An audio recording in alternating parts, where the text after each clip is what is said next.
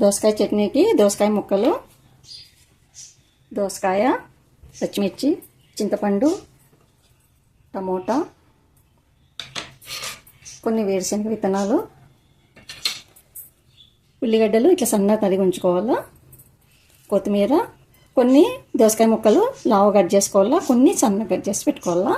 ముందు వేరుశనగ విత్తనాలని వేయించుకున్నాము. ముందు స్టవ్ అంటిద్దాము. అంటించి వేరుశనగ విత్తనాలు వేయించుకున్నాము. కొద్దిగా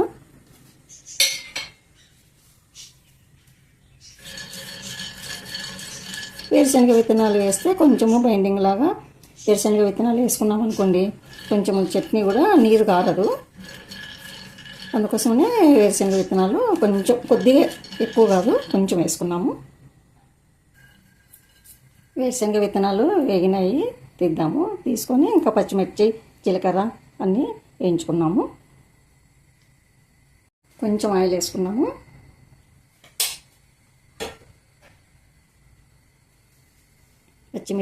కొంచెం పచ్చిమిర్చిని ఇట్లా తుంచేద్దాము, లేకుంటే మొఖానికి గిట్టుతుంది.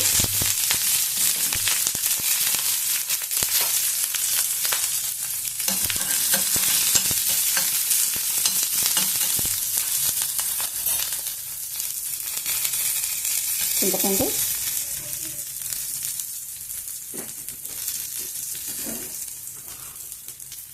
కొంచెం జీలకర్ర, కొన్ని ధనియాలు కొంచెం వేయించుకున్నాము.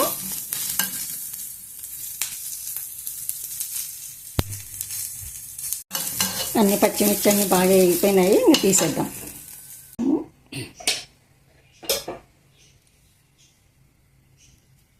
టమోటా పండు ముక్కల్ని కూడా వేయించుకున్నాము.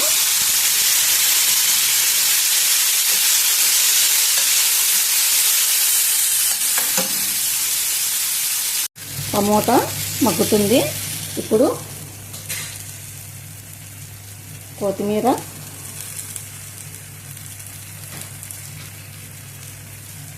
ఈ దోసకాయల ముక్కలను కూడా ఒక పక్కకి వేసుకొని మగ్గనిద్దాము. ఎక్కువ మగ్గనీరాదు, కొంచెమే.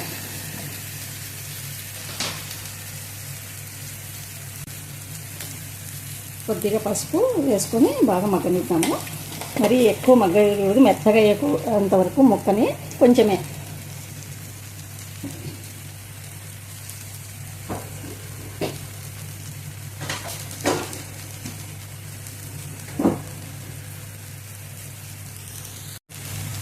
కొంచెం వాటర్ వచ్చినాయి. ఈ వాటర్ అంతా పోయేంత వరకు ఉడికిద్దాము. కొంచెం మంటని పెద్ద మంటనే పెట్టుకున్నాము. చిన్న మంట పెట్టినామంటే ఇంకా ఎక్కువ వస్తాయి నీళ్ళు.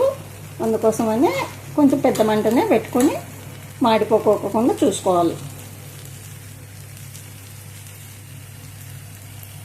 అయిపోయింది, మగ్గిపోయింది బాగా. దోసకాయ మగ్గింది, టమోటా కూడా బాగా మగ్గిపోయింది.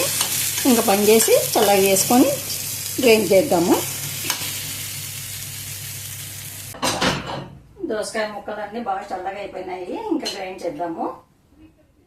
పచ్చిమిర్చి, జీలకర్ర, ధనియాలు, చింతపండు, కొన్ని వేరుశనగ విత్తనాలు అన్నీ వేసి ఫస్ట్ పచ్చగా గ్రైండ్ చేద్దాము.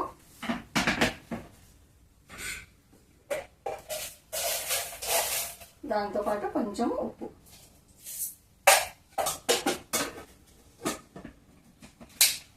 రౌండ్ ఒకటి తిప్పేద్దాము.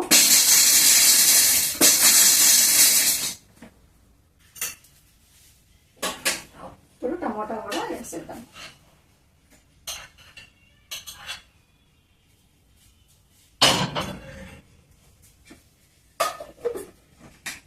టమోటా కూడా ఒక రౌండ్ అంతే.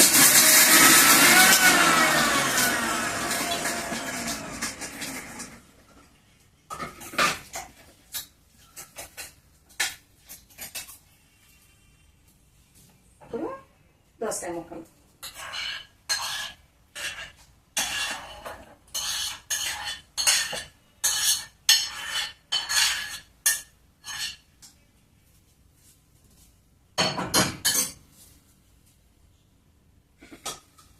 ఇది కూడా ఎక్కువ లేకుండా ఒక రౌండ్ అంతే.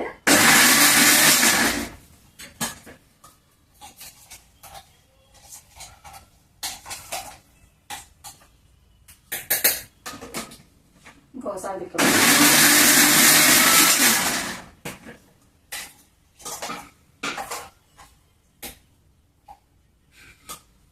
అయిపోయింది.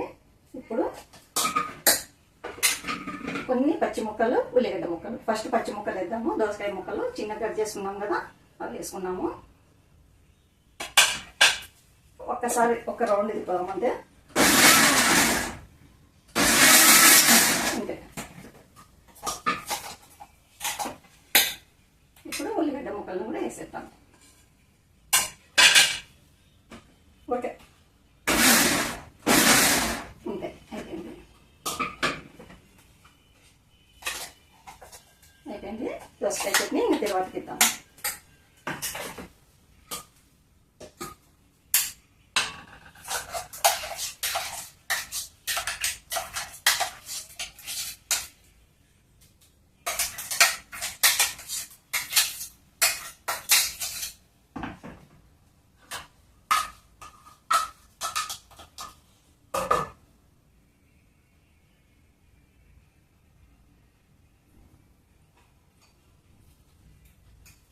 సరిపోయింది.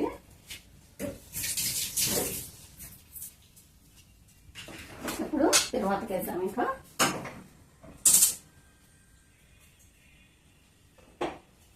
ఆయిల్,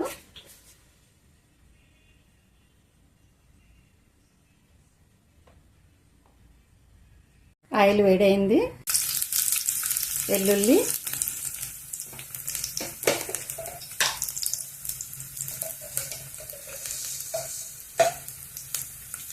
జీలకర్ర, ఆవాలు,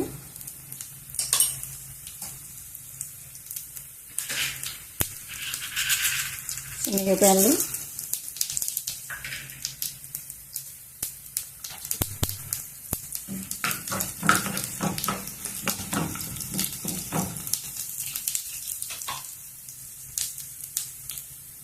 ఎండుమిర్చి,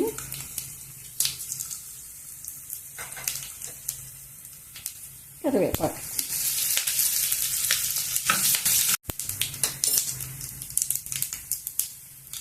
బాగా వేగిపోయింది. తర్వాత ఇంకా చట్నీలోకి వేసేద్దాము.